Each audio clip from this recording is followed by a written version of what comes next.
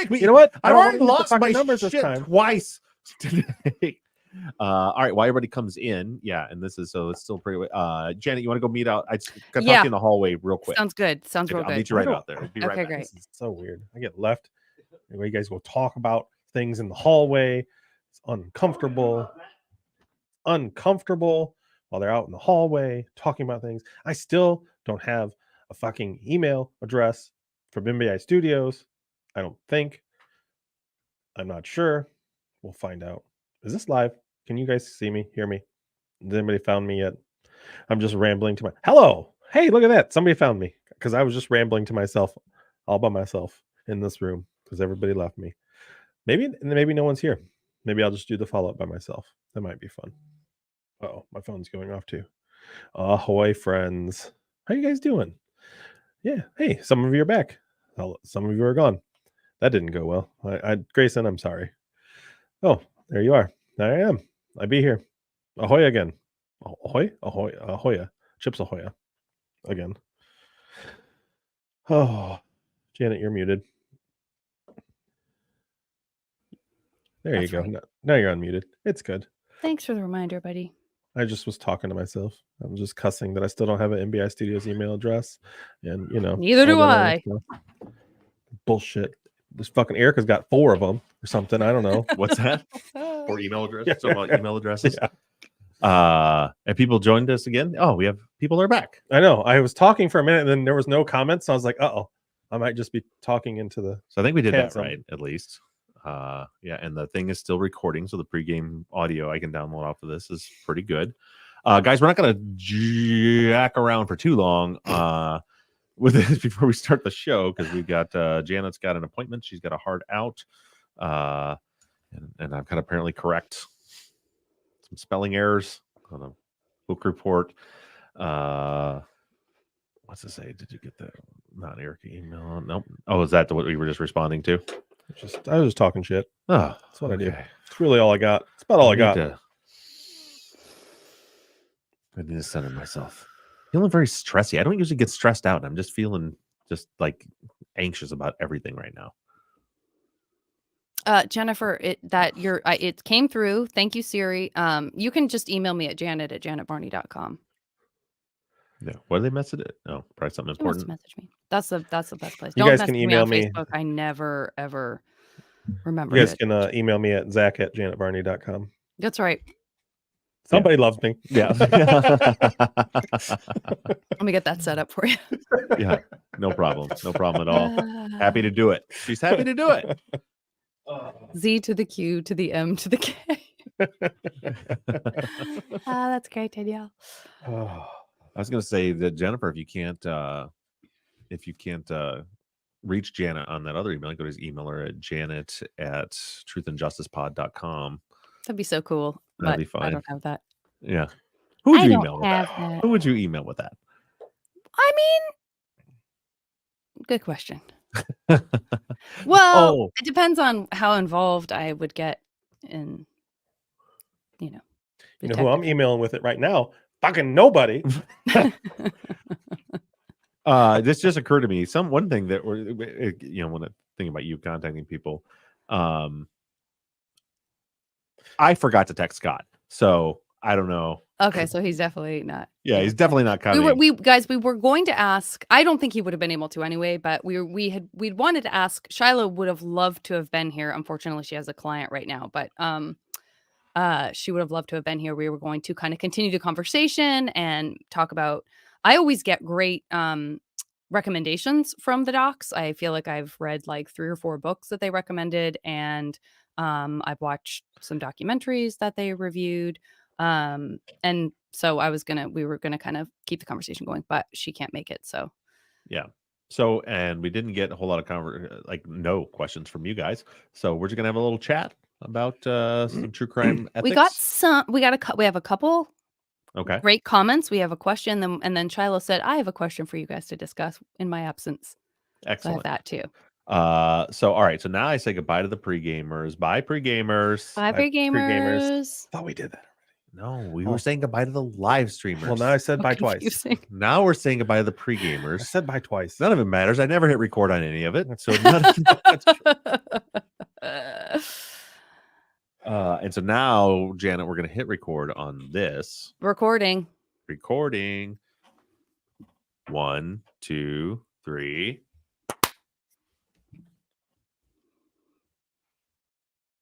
Ahoy, friends. Thank you for tuning into Truth and Justice. I am Zach Weaver, and you are listening to the Friday Follow-Up for Season 14, Episode 29.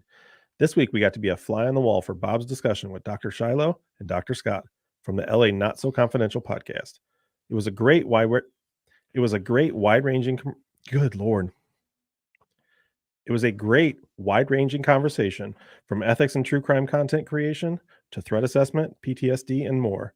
Janet is back from assignment and joining Bob and I for what's going to be a short and sweet follow-up. That's right.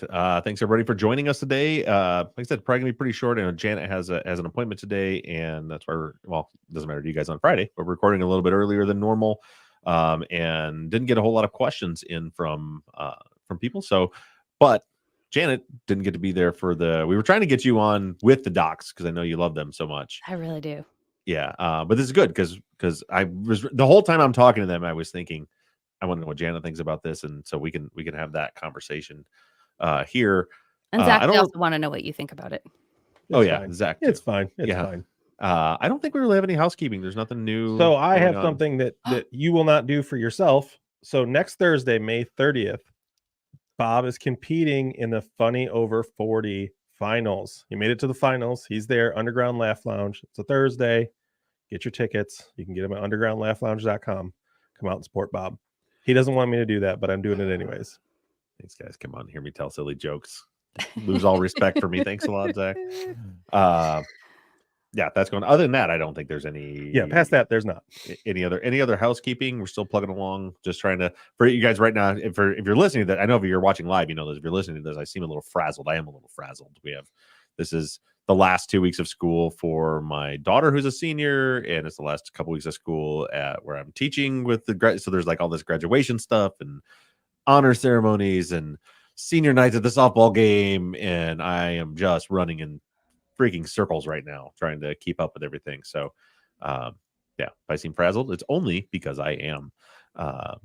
And with that being said, I think Zach, let's start with you. What did you think about the episode? Do you have any takeaways? Anything you'd like to discuss? No, I love the discussion. Honestly, I was really happy that you even kind of brought this idea up. I know we talked about it before.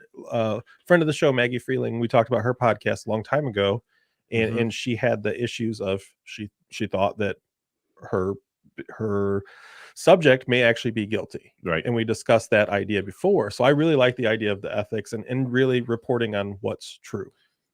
Yeah, and it's something that we, I think everybody listens to. Well, the people that aren't hate listening to us know that that's what we strive for here, is to make sure that we get out true and accurate information. But yeah, I mean, I was just at the end of that episode, I was like, well, we could do this for hours, and literally, I could sit there and talk to Dr. Shiloh and Dr. Scott for hours. Yeah, it definitely weaved around. It was nice.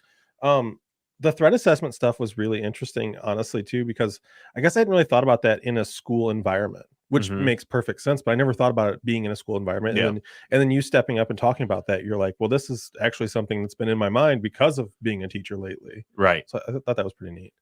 Yeah, and I'm really interested in.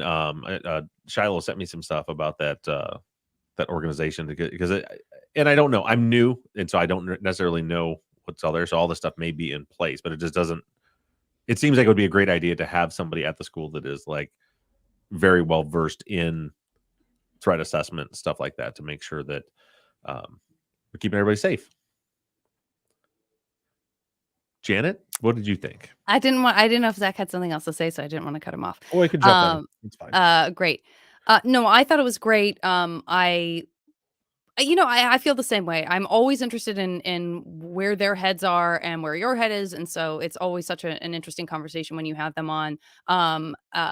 Listen, I don't mind listening to Dr. Scott and Dr. Shiloh compliment you or us on the work we're doing. And I also don't mind us complimenting them. I'm just really impressed by what they bring to the space. And I think in the context of, and we can talk about this more in a minute, in the context of sort of bringing your professional life and expertise into the podcasting world and kind of what shape that takes and how you try to be careful about how much you reveal, how much you pass judgment on from a professional perspective on things that are currently happening. I mean, that's something, Mm. without dancing around it too much, that we've commented on in the past. People who are making strong comments about real life cases that are happening and sort of pinning their own profession behind their reasoning. Right. It can be tricky. And I also just think, again, the compassion that they are just constantly bringing to the table is so key. I kind of was surprised no one brought up Sarah Turney when you were kind of talking about ethics Oh yeah. and victim focus. I thought, I know you talked about Real Crime Profile, but I was sort of expecting someone to bring up Sarah Turney too, just because that's been such a huge, Yeah, we kind of priority the for her. conversation, just like Zach said, kind of It was all over the place in a we've great been way. So bob, yeah, but yeah, no, so we never really got no into, and judgment. I'm glad you brought that up because I had kind of intended to, like, let's talk about some of those shows that do a great job ethically, and Sarah is one that I'm still trying to get her to on one of these interviews. I don't know if it's going to work. Like, we've talked a couple times, and it was like, yeah, let's try to do it in the next couple of weeks, and then we haven't been able to make that connection. But yeah, Sarah Turney, Voices for Justice, absolutely. Um, what other do you have any other shows that you want to, before we kind of get into more of the conversation, because that's the piece that we missed on Saturday when I recorded this, is other shows that we might recommend that are very ethical in the work that they're doing and presenting in this space. Sure. I mean, I would say, Sarah now has a whole kind of network, Voices for Justice, where you can check out other stuff, including, we've also talked about Julie Murray Right. and her podcast where she really talks about Mora in this very succinct way. She's able to kind of pool all of this information from over the years and make it really a really tight, concise podcast. It was also a joy to listen to, even though it was very hard to listen to. It Hmm. was hard in a good way. We've just had Josh Hallmark on, no Yep. surprise there. Hmm. He was asking really tough questions about ethics in his first season and has kind of continued to touch base with that all the way through, which, boy, I mean, to be covering a serial killer, that's sort of, in some ways, it's kind of the farthest side of like what can be sensationalized or what can be aggrandized. Like, I think Shiloh said something, or maybe no, it was Scott, about like who's your favorite serial killer kind of thing. Yeah. We understand that like many of us have dark senses of humor for various reasons, but I think checking in with that and being careful about that. I mean, that's an example of um, listening to a serialized podcast about someone like Israel Keys and having that constant checking in with like who gets to tell what story, and Yeah. the struggle on that is kind of the only, I mean, I don't think I would listen to it if it were coming from a different perspective, because I don't really, I need to I spend all my time thinking about those guys. I absolutely fell in love with Josh when I first listened to the very first episode of True Crime BS. That first time when he was like, all of a sudden, if you haven't listened, check it out. And like season one, I think it was season one, episode one, like he starts telling the story and starts talking about it. And then there's like this step back check where he's like, I don't know if it's okay for me to be doing this, and I want to talk to other people, and like literally like had the conversation out loud Yeah. about on the podcast about like, is this okay? Because I think that and I think he found like the perfect way to get into it and to find, I mean, the justice that he's found for he's identified victims. They've done so much work on his show. He does incredible work. um but I think that a lot of people's kind of obsession with serial killers, I hope that a lot of it more comes from just trying to understand because that's what does fascinate me. You'll never hear Absolutely. me talking about like serial killer cases and stuff on here. Mhm. Like that stuff doesn't interest me, but what does interest me is trying to understand the psychology behind it. Like Ed Kemper, and like hearing like the interviews with him where he's just like sharing all the reasons he did things and stuff like that. Hmm. Um, but I think it's a short leap from there to like being fascinated by that to being fascinated with serial killers. Mhm. And Yeah. so always try to keep that boundary there. No, Amy in the chat brought up someone knows something, which David Ridgen. I Aw, mean, what a his sweetie. podcast is phenomenal as well. Yeah. Yeah. He's so Love David. thoughtful. Mhm. Yeah. That's another really great one. Yeah, I see that there are some good questions rolling in here too, so we can kind of get into that as well whenever you feel like you want to, Bob. Okay. Just want to make sure I don't lose any of these as they roll in. Right. Sorry, this is a little disjointed because I wasn't looking at the chat at all. Well, we can move on, and I can kind of circle back to some of those because I see some questions about how many times I've cried at Bella Senior stuff. I've made it through so far. I think I'm still too overwhelmed with everything right now to sit back and have an emotional reaction. But she'll get me in graduation for sure. Yeah, I think you're gonna unleash at graduation. Yeah. So I'm putting my money. Yeah. Yep. That's going to be a big one. But back to what we were talking about. Other podcasts of Chris Lambert's Your Own Backyard, Mhm. there's and of course Undisclosed and Proof. There's so many that people, and Susan with Proof has always done such an incredible job of being very, very conscious and careful about what she says Yes. about who. And she is. I think Susan is one of the most ethical, especially considering when you're doing real work. It's easy to do that if you're just telling a story. It's Mhm. much more difficult to do that when you're trying to in real time investigate something and solve a crime, because you're talking about suspects, you're talking about persons of interest, stuff like that. And that's a really, as I evolve in doing this, I try to get better about being more conscious of that. And Susan is definitely one of those people that I look up to, that she does it so well.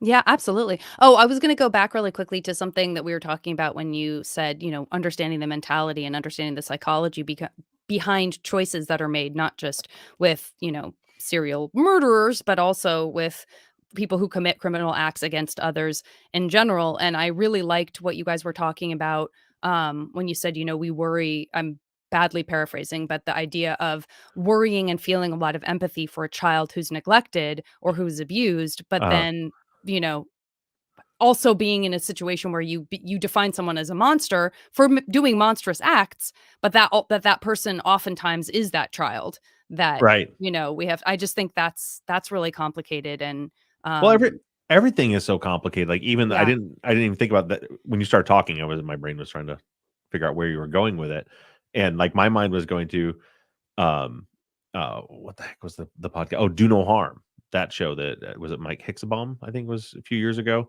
I had him on True Crime Binge, but that was the one where they were going through these horror stories where CPS came in and thought there was some kind of abuse going on, and separated these families, put people in prison and everything. They went through when there was nothing going on there. So it's just, there's just so many it's you have to be so careful all the time. Yeah, absolutely.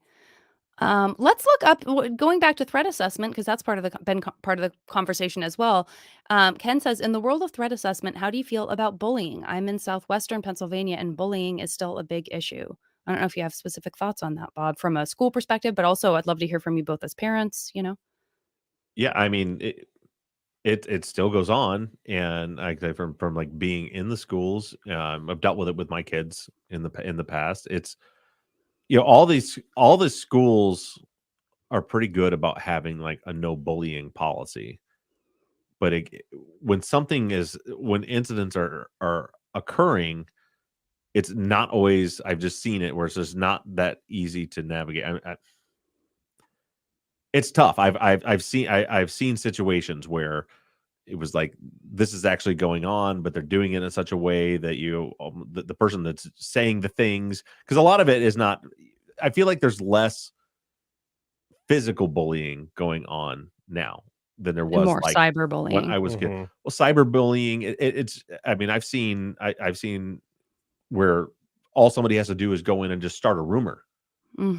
and it turns into just and it's literally just say something to a couple of different people, and it turns into this monster so quickly, and then it's and then that person's like, what? That's what I thought was going on, and then all of a sudden it's it's very complicated. I don't know what always is the best solution for it. I don't either, because I would never I don't wish anything on any young person, and I don't know how I would have turned out otherwise, but I was bullied, Mhm. and I f I I do feel like I'm more compassionate because of it, but again, I don't want it's not that I want someone to go through that, but I also No, yeah. don't regret it happening to me, because I think from a very young age, when you're physically bullied and emotionally bullied, um, it's just I guess you can take that any direction. Maybe I was gonna be the person I was no matter what happened, but, I also, I just feel like, "Oh, I know what that feels like." Like, I'm gonna be careful and kind, ideally, towards people, Yeah, because and of that. that's I don't know. and you just wish there was more of that because you see so many, teen suicides and stuff like that. Like it becomes like and I don't know what because you didn't that you didn't see that happening when I was in school. Bullying was certainly a thing, in the 1800s when I was in school.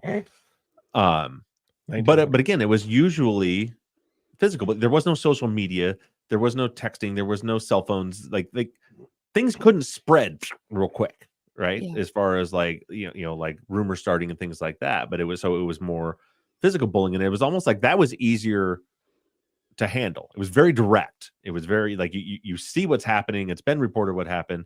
You can put a stop to it. You can issue the punishment. Whatever you're going to do. I was bullied when I was in middle school. I kind of became that was when I started like lifting weights and I got to the point where I was, I, through high school, I would say that most people weren't going to mess with me. But I remember in middle school, this one kid like kept like picking on me and picking on me and picking on me in gym class. And I remember my dad telling me, this is in, you know, 1992 or something, like telling my dad about it. And he's like, does it again, turn around and sock him.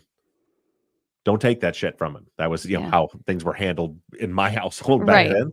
And that's exactly, I still remember I was in gym class and he walked up behind me and shoved me and I turned around and decked him. And and then he started crying to the gym coach and like their gym teacher. And like, that's how crazy different things were then. Like, It's like a simpler time when it was just right. And I remember the gym because I was like, because I remember my dad telling me, like, if you get in trouble, it's okay. Like if this is happening and you get in trouble for defending yourself, fine. You're not going to be in yeah. trouble here. And so I did it, and then I remember the gym teacher coming over, and he was like, "He hit me," and he's like, "Yeah," and I saw you smack him in the back of the head and shove him. So you probably got what you deserved. And it was like, all right, everybody's just gonna dust themselves off and go about their business. And Yeah. then, he stopped bullying anyone really after that. But and I'm not saying that's the way you handle that now, but that was easier to handle Mhm. that than what Right. happens now. Well, and I think the other thing, talk about threat assessment, and it's just it's compassionate assessment, but part of it is they can't track this to school, like with all the social media stuff. Right. So that's where a lot of this falls through the cracks. Is they'll say, you know, X is bullying Y on social media, Yeah. but it didn't have anything to do with school, Right. and they'll go, "It's not we can't do anything," Great and it point. just kind of falls through the cracks, and it's really sad to see. Well, We've had that with my son. mhm. And now my youngest son has no social media. This is on the other side of that, the assessment and compassion. My son got suspended for 5 days for calling a friend a name, Uh-huh. and they're still friends. Yeah. You know what I mean? Like there was no they were playing. Oh, Right. somebody else said Somebody something else, about it? yes. Yeah. Yeah. And he got suspended for 5 days from school for bullying. Wow. Wow. I mean, it's so the perfect example. Was that the right thing to do? I mean, I Yeah. don't know the answer to it, No, Yeah. right? Because you try to have this hard line. Obviously, that school has a very hard line on bullying, which is Mhm. which is good. But it's the stuff that bothers me is the things that are less direct, right? So that was like a direct thing. Like he called him this name. Mhm. It's like, okay, you did this to that person, and so you are punished for that. Even if it was extreme in the situation, they were Yeah. just playing like the kid wasn't upset by it, but I'm assuming somebody else heard it and Yeah. reported it, whatever. It's the thing that scares me more than that stuff that I see going around is, like I said, that like the rumor started. I've seen it happen. I've seen it where like somebody gets mad at somebody and they say something and then it just like spreads around like wildfire, and then it's this whole animal. Now there's like a whole school of people that think something that's not true, Mm. and then it just that's just crushing in on the person, and that's like as a parent, as a teacher, as an administrator, whoever, whatever it is, like that's so much more difficult to deal with. Like, how do you can go to the person that you think is the one that was patient zero that started the rumor, but it doesn't change the fact that now all these people in the school are saying stuff. And again, it takes 10 seconds. Somebody puts something on a Snap story, and it's like, boom, everybody in the school knows it. And I don't know I guess I'm just talking about the things that bother me that I don't know how to fix because I don't have the solution for it. But it's tough because then, like you said, if stuff is on social media, it's not school. I think oftentimes maybe a counselor or a principal might call a parent, but then you're dealing with the parents to like do something about it, and they don't always want to do that. Yeah. Yeah, and I mean, when I think about, like, for me, the stuff that was going on was definitely not, it was a little more complicated, and so I just started saying I was sick and, like, you Mm-hmm. know, I'm sick, I can't go to school. Yep. But I think about that was, like, this kind of temporary respite. Ultimately, I had to tell my dad what was going on, and he had to get the school involved, and it was actually 2 different schools because one of the things that was happening to me was on a bus that took, Uh-huh. everyone to different schools. But, had I had social media existed, I know that this same problem would have happened, but it would have been also on social media. So it would have been like, I'm Right. calling in home from sick, or sick from school, but then if I just opened up my phone, it would have just been there too. Like, it would have followed me into my own home, which I just think is devastating, Yeah. you know? Yeah. It really is. And I don't know. It just spread like exactly what you were talking about. Like I've seen that. Like I've seen people that are just like, they're not coming to school. And that's what's going on.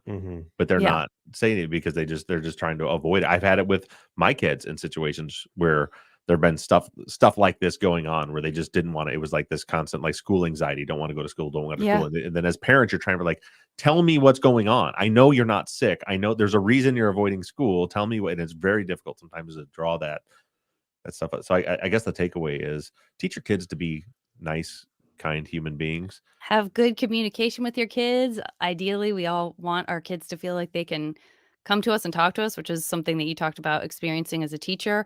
I want to shout out Kaylin, who says a fantastic podcast that covers school safety is called The Briefing Room. Season 1, Okay. Episode 1, 2 retired detectives give a great overview for what our schools do and what they can do. And I would say Stop the Killing podcast is another very ethical, very ideally trying to be, like, optimistic about change that's possible. I don't know if we've talked about it much on this podcast before, but Mm, Stop the Killing is, really, uh, really digging into active shooter situations yeah. and how we as, non-law enforcement, non-politic kind of type stuff, like, what can be done on the boots on the ground level of just being a human being and walking through the world and having our kids walk through the world in schools and stuff. So shout out to that, as far as school safety goes. Yeah, awesome. Yeah, and I guess the last word on is, I really feel for administrators that have to imagine that the difference between being an administrator in 1992 and being an administrator now, handling this, trying to like put rules into effect and policies into effect to cut down on bullying. It's such a crazy, huge, dynamic problem now. Like I couldn't imagine. Like I said, like I've just, as much as I sat here and like talked through all these things, it's like I don't. At the end of the day, I don't know what the solution is. I don't know how you handle it. How do you get a kid not to do that stuff? Right. It's got to come from home, really. Yeah. Yeah. Well, then you get to the question of, yeah, what's going on at home? Hmm. Um, uh, I want to go ahead and read Shiloh's because it's very much in the vein of what we're talking about, Okay. and what we're talking about with respect to professionals having podcasts. But Shiloh says, I have a question for the follow up. What do you guys think of professionals such as mental health professionals, attorneys, profilers, etc., entering the space of true crime and creating their own content? What are the pros and cons? Well, we kind of touched on that peripherally, but Yeah, I what mean, do you guys think? but it all comes down to, are they doing so? Dr. Skylo and Dr. Shot are perfect examples, Skylo and right? Shot, love them. Also Skylo love Xanet and Jack. having a bad day, Janet. Uh, um, but yeah, Shiloh and Scott are a perfect example. Like they are professionals in the field and they do a podcast as those professionals, but they're very careful about not taking it, cases that are active, cases they're involved in, stuff like that. They're very careful about what they say. They're aware that their expertise could actually cause real world problems, and the positive, I think, is, when you have a lawyer, a prosecutor, a forensic psychologist, a criminal profiler, is you get that expertise. It's not just, it's not just a bunch of, guys like me that don't really have any of that background that are in like weighing in as experts. That's what, podcasting is. A lot of people that are just, I'm an expert because I have a microphone. You get real expertise, and you can really like teach, and you can learn so much from those people. But it is a tough, a very fine line, I think. We've seen it, without naming any names. We've seen it where people that are spreading misinformation about an active case, while constantly reminding you but you should listen to me because we're the professionals, so we know what we're talking about, and that's very, very dangerous. I think it's great for them to bring in their expertise and their knowledge to the space, because like you said, it just pushes things forward. But you have to do with ethics, and it can lead to some biases, Mhm. and as long as people are aware of that, not just the listeners, but as the content creators themselves, which it seems like Dr. Shiloh and Dr. Scott are very aware of their own biases. Where I'm not saying they have any, but they're aware of their own bubble. I think that's a big deal. As long as they can do that, I'm all for it. What do you think, Janet? I definitely agree. I think I feel like I've been kind of embroiled, not personally, but I've been a little embroiled in some of that stuff, just in terms of like having a couple of different podcasts that I like, and then having, them come from professional perspectives and they don't agree, and it's an active case. Some of that stuff can feel messy and can feel a little dangerous. We have, obviously, Bob Mata is very much doing commentary on Yeah. active cases and covering court cases that are happening in the moment, and trying to stay on top of like giving his opinion about what's happening. But again, I think, like you were saying, Zach, talking about your biases, or talking about what you don't know, or, I don't know what I don't know, and kind of leaving room for, I guess it's easy to say, look, you don't have to take my word for it, or look, don't, if you don't agree with me, that's fine. But I genuinely feel that, he means that. People mean, when you can tell when somebody means it and is like, Yeah. like, seriously, I know I'm a defense attorney. What do you want me to, what do you want from me? Like, this is, I just appreciate that. Again, like Zach was saying, that sort of open acknowledgement of, you know, don't come to me if you think I'm going to give you a completely and totally balanced opinion Yeah. as if I were a prosecutor. That's not what I'm good at. That's not what I know. That's not the world I come from. I'm going to give you my best perspective of what I know best. And then it's up to you to take that and do what you will with it, Yeah. And Bob's so good at like making sure that he points out, like reminding you, I'm a defense attorney. I'm defense minded. I'm making clear that my personal opinion is this person's innocent. So that's my bias. But then also being very careful to just really like remind us about the Constitution, if nothing else. Right. So to say like the thing, and be clear that he explains what he doesn't know. Right. So like in Delphi, you say like, yeah, I mean, I don't know what's going on here. I don't know if he's guilty or not guilty. What I do know is that this wasn't done right. This wasn't done right. There's something stinks here. I don't like that, but I don't know what, and he's not jumping to conclusions. How many times when he was on the show did he say, we won't know until there's a trial and the evidence comes out in court. We won't know the answer to this until we actually see the evidence, and we haven't yet. Well, and I think that's great for those people like Bob that present his opinion, and he is very forthright with saying this is my opinion, Right. rather than coming forth and saying like putting out these information as complete fact and this is the truth. I think that's a big difference. Well, it And kind of anybody in encourages the that space. critical thing. Oh, I'm sorry, Zach. No, anybody in that space, as long as they can provide, as long as they're basically stating that this is their opinion based on their expertise, I think it's great. Yeah. But anytime that anybody comes out and says we know this because, it hurts sometimes. Yeah. Yeah, I was just going to say that came up in the conversation that you had with Shiloh and Scott as well, is this idea of critical thinking, not just encouraging young people to experience that critical thinking in the classroom, but also listening to something that activates your own critical thinking and isn't passive. Like, that's one of the things that I love about this podcast is that it's, there's nothing wrong with passive listening, of course. But it's also really exciting to be part of something that really encourages active listening and participation. And I feel like that's good. Now, does it need to be done responsibly? That's the whole point of what we're saying, that it shouldn't be reckless. Yeah, and I strive to do that. I hope I do a good job of it, but that's what every time we break down any kind of case material about a case, we'll go through like, this is what is in evidence. I try to be as absolutely accurate as possible about what I'm telling you. And then I try to, the next phase is say, now I'm going to tell you my opinion about this. This is what I think that it means. And then now I want you to look at it. That's the whole idea behind our crowdsource approach is that's just one man's opinion. Now I want you all to look at it and you tell me what you think. And there's been so many times over the Yes. course of these seasons where I thought something, and then audience members will be like, I think this, I think something different, and I'll look at it like, you know what, you're right. I think you're right. I agree with your opinion. I was off base on that. Absolutely. Yeah. Amy shouts out breakdown from the Atlanta Journal-Constitution. I am an avid listener of that as well. Amy, I couldn't agree more. Lots of great reporting going on there. Shout out to Accused, which we haven't heard from in a while, but Amber Hunt is Yes. fantastic and is Mhm. doing great work. Bear Brook, we've talked about. The good news is that there's a lot of great stuff. We've talked about Bone Valley, Blind Plea, anything from Limonada is that's in the true crime vein is really responsible and asking tough questions and understanding nuance and promoting social change and actual involvement. And Yeah. Someone mentioned there's so much great Catherine. stuff. Someone mentioned Catherine Townsend too. She does some great shows. Yeah.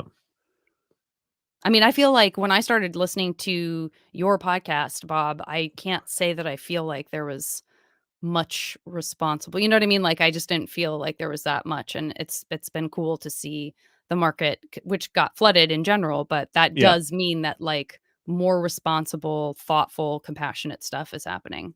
Yeah, and we talked about that in the shows. Like, as more and more shit. Like, when I started in 2015, you had a handful of you know decent true crime podcasts to listen to, and now there's thousands and thousands of them, and so like now now you have something to compare it to. If I do things in a certain way, they'd be like, nah, that's not the right way to do that. Here's 25 other people that do it the right way. Maybe you should look at that. And it's good for us too, because then I can look at it, guys like David Ridgen, who's a hero of mine. I love David Ridgen. I can go listen to his, and how is he doing that? How is he handling it? Susan Simpson, all people that we've mentioned.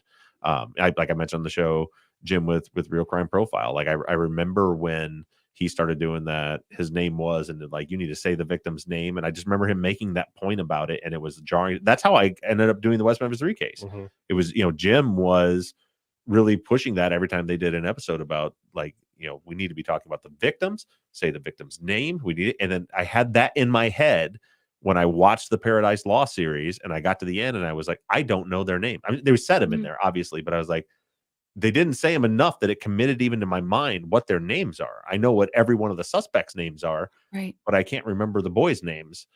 And that's when I got, I decided that I wanted to do the Forgotten West Memphis 3 because I feel like they had been forgotten. Yeah. Such a great point. Kathy says, not really a question, but I wanted to say that I am damn proud to be part of this true crime movement to demand ethical behavior from our law enforcement and elected officials. It's something we should expect and not have to demand. Very well said, Kathy. Tracy says, shifting trends in the true crime genre aside, how much has the way investigators in the various cases you have covered shifted your perspective towards the justice system in general? And how has it affected how you yourself investigate a case? And that's from a listener in Scotland, a fellow Robertson Klansman. Another Robertson. So they're asking how, like, me reviewing other investigations, how that's affected my Did I understand that right? Well, how much has the way investigators in the various cases you have covered shifted your perspective towards the justice system in general? So, like, how when you're kind of studying, I mean, this is how I take it. I could be totally wrong, Tracy, and I apologize. But kind of like when you say you're investigating the investigation, like Yeah. how has that changed the way you approach things over time as case after case you're sort of seeing how the police approach things or the DA's office approach things? Are you learning from them in what they Yeah. did wrong all along the way, kind of? First of all, you realize they're human, Mm, right? So for me, it's you look at like a cop as a cop, not a cop as a human being wearing a cop costume, right? Like there's a real person in there. Uh, because at first you look at like mistakes made in any case, and you're like, well, cops are, you have in your mind, they know what they're doing. So if there's mistakes being made, for me, my like immediate reaction assumption was they did that on purpose. mhm. This is a conspiracy. They're doing this. And then you start to realize in some of the cases, sometimes there's just incompetence, and sometimes it's not gross incompetence. Sometimes it's not like, well, that cop's terrible at his job. That cop might be great at his job, but he's never investigated something like this and didn't really know what he was doing. And they made mistakes, uh, and that's something that I've like learned through. It really made me realize, like, trying to decipher. You hear me say all the time: is this corruption or incompetence? Something was done wrong here. Let's figure out which way. And oftentimes we don't know which. Sometimes it's very obvious. Okay, that was done on purpose. You can Right. see things like when we're doing a statement analysis, when you can. I always love it when you can track where the person doing an interview says something incorrect, like part of the crime, they say something incorrect, and you can trace it back to, I think back to like Jesse Eldridge's case in Keough Gove, like the necklace, like, the cops talk to Keough's husband, and he says her necklace is missing, and then we hear from Jesse's mother gives her interview and says he stole he said that he stole her necklace, and he had the necklace, and then a week later Ken finds the necklace and it was there. So like there's things like that, like that's corruption. The only way she knew to say that he took the necklace was because the cop had to have told Oh, her. that was such a chilling moment. Yeah. He had to have told her that the Yeah. necklace was missing. And then turns out it wasn't missing. It was in her dresser the entire time. And so there's times like that where you're able to trace it. But for the most part, a lot of times these things that we think are so, this deep, dark corruption, a lot of times it's mistakes. But then when you get into this next phase of it, when they're prepping for trial, that's when you really start to see how that process works. That is something I didn't understand until I really got into this. How once the detectives say, okay, we think we got our guy, and they arrest him, and then they send it to the prosecutor, and then they're prepping for trial and they're doing more interviews and stuff, how they manipulate the evidence to present the best argument towards guilty. And once you understand that process, then it's easier to dismantle that and reverse engineer it to figure out what actually happened, as opposed to the story they're trying to tell. So Mhm. I want to jump in and piggyback on the way I perceive this question, because I think you can follow that. Is the way I perceive the question is, has you investigating these cases, investigating the investigations, swayed your opinion on the justice system? That is how I took the Yeah, question. that's another part of the question. I think they're both Oh, there. definitely. Like I said on this, I said a million times, I always was under the impression, if like most people who aren't listening to podcasts in this space, that, well, if they arrested them, they're guilty. Obviously, why would they arrest the wrong person? So yeah, absolutely. When you realize like the nuts and bolts of how they got to that point, it's like, wait, they don't like half the time, they don't even, they're guessing. They don't know. But yeah, that definitely has changed the way doing this work and realizing how many honest mistakes are made, not so honest mistakes are made, and absolute corruption that can be in the system, and the adversarial nature of it, and the things that incentivize particularly district attorneys and detectives to close cases as opposed to finding justice. Yeah, you realize that the system is broken. Do we have any other questions, Jan? I know we're running right up onto when you got to go. Well, Jennifer was interested in the conversation point about the research that Dr. Scott and Dr. Shiloh had been doing on extremists in the military, and finding that they tend to have trauma in their backgrounds or childhood. And that he pointed out that people who join police forces in the military are often self-selecting, that they're interested in wielding power, being in control. I don't know the research and data on that. I do know anecdotally that no one in my family would have been good in the military. I'm just wondering what the doctors and y'all think about that argument. If I remember correctly, Jennifer, and you may be saying this, I remember him saying that, but I remember thinking it seemed like it was like it's self-selecting with that particular group of people, like the group of people who become extremists, or the group of people who in some way kind of are aberrant behavior, have aberrant behaviors within that structure, are self-selecting, in that those people are drawn to that job for those reasons. But it doesn't mean that people in general are drawn to those jobs for those same reasons. Does that make sense? Like, Yeah, it because makes sense to me. I kind of, in it for a second, I thought that they were saying that too, but I think it wasn't necessarily saying like people are drawn to the police and military because they want to wield power. It's people who already have a proclivity to do something because of the trauma in their lives, or because of something that happens to them, or whatever, might also be then drawn to a job like the police, Mhm. because that feeds something inside themselves that is already absent or broken in some way. But not necessarily that it's self-selecting for the overall military or police. But maybe that's not what you're saying. Well, it seems Jennifer, like, if I and I don't know the misinterpreted that. research, but it seems like there's probably, like what you were saying, there's like a cross section there of Yeah, the folks that that's do that better saying it, yeah. self-selecting are tend to be the same group of people that have the extremist issues on the other end of it. Yeah, thank you. You said it so much simpler than I was saying it.